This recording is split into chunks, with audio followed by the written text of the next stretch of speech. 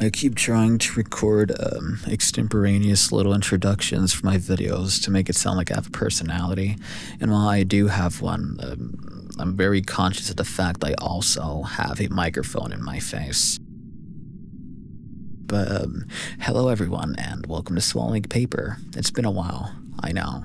And my review of A Confederacy of Dunces is still in gestation, and to be frank, it's a stillborn, as morbid as that is. I'm out of the loop, recency is my oil, and just to reference what I said earlier, and by earlier I mean a few seconds ago, it's been a while. So I'll keep my thoughts to myself or probably mangle them into a Goodreads review sometime soon. Who knows? But I'm most likely just gonna write it quickly and poop it out on Goodreads. I'd like to thank Black Ocean Publishing, specifically Charlotte and Janaka Stucky, for sending me the copy in today's video, as well as for publishing it, as this collection had been out of print for nearly 60 years, 60 as in 60 if I'm not enunciating it properly, and I think that it's asinine to keep something of this magnitude, in spite of its sneeze-like brevity, out of the printers. It's like finding a new addition to the Nag Hammadi library, with the library in question being the height of 1960s American poetry. And while poetry now is pretty good, poetry from this era specifically, just it's wonderful. it's pretty good. While I'm able to delve into the meaning of the Corpse and Beans title, which I will want to bet, I believe that Richard Hell in the foreword does it better than I could. But to put it straight, it's a tongue-in-cheek transliteration thing. Much like the first edition of Corpse and Beans published in the late 1960s, the design for Black Ocean's reprint greatly mirrors the original, keeping in line with the whole azure-tinted solemn woman on the cover graphic. But it doesn't stop there, because Black Ocean has released these poems in their original forms, the way they appeared initially, as like Walt Whitman did with Leaves of Grass, Bill Knott revised his poetry all throughout his life. And as a consequence of this, some of these poems tinker on the edge of juvenilia, when you remember that this is literally his first poetry collection. But I believe that even those poems display flickers of what would later become present in the rest of his material, the more mature poetry, which further explains why Bill sought to revise them later in life, compiling them in his free collected poems collection, which to my knowledge is online on a Bill Knott archive. I remember I downloaded it, but I haven't really looked into it yet because I'm more fond of a physical print, because if not, my eyes are going to burn out of my skull. Reading the poems in Corpse and Beans feels strange because Bill himself is dead, has been for some time, and what I mean is that death is a common theme, from the casualties of state-enforced atrocity or the equivocal experience of knowing you're impermanent.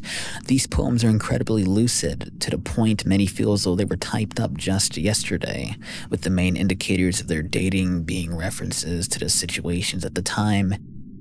Unfortunately, while old, many of these poems ring relevant even now, and so, while reading, there's a latent eeriness heralding the suspicion that Bill is still alive, churning out more poetry. But the main feature of his writing is his ability to encapsulate profundity in a meager line or two, whether they stand alone as one or two liners, or survive as parts of a greater poem which is chock full with them. There are several poems Bill's written which are referenced as examples of the strength of his pen, and while I believe that those are exceptional works, I'd like to read to you a less referenced piece titled, I said less referenced, ED at the end, I didn't enunciate that right, but I'd like to read to you a less referenced piece titled Poem for Irene Keller, Who Asked for One. If all your bones were candles, your face would still be a dark answer. If your smells were wind chimes, breezes would leave too late to reach their destination, would arrive at their predestination. And if your skin were sheets of paper, my ashes blown over them would make the lines I meant not to write. Chimeras dressed in chimeras. If you were this poem, I would not be its writer.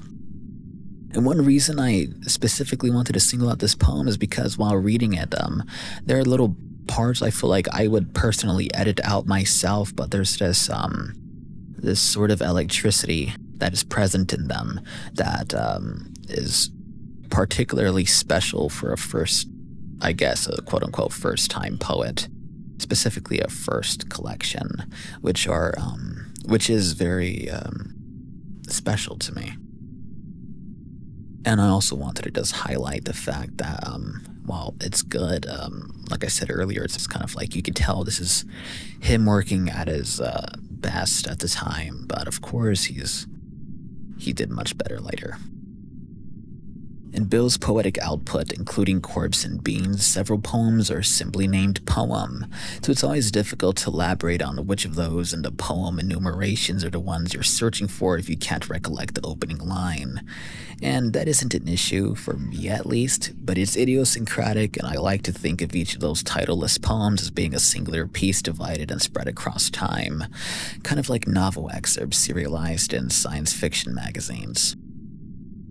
If you've been watching my channel for a while, or whatever, you'd see that I have the tendency to not delve into the author's biography.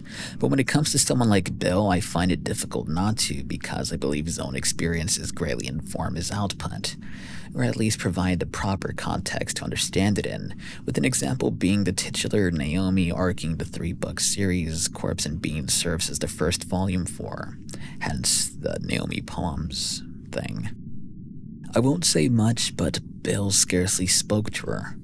We could only suspect this collection to have been a greater surprise for Naomi than the literary world at large. And another example is the fact Bill lived on a farm when he was younger, and there are references to stuff like barn light in some of his poems, and I like it a lot. Tinged with time, sensuality, morbidity, an unflinching sense of justice that prompts the poet to say things as they are, as well as Bill's very own brand of surrealism, Corpse and Beans is a 40-page death note consisting of everything Bill was getting off his chest, while simultaneously placing those subjects onto our own. If you've ever wanted to read the literary equivalent of the Velvet Underground's debut album, Corpse and Beans is that in more ways than one. I'll be leaving off this video with one more poem, a 3-liner aptly named Goodbye. If you are still alive when you read this, close your eyes. I am under their lids, growing black. FYI, this is one of the most referenced poems of his. Alright, yeah, bye.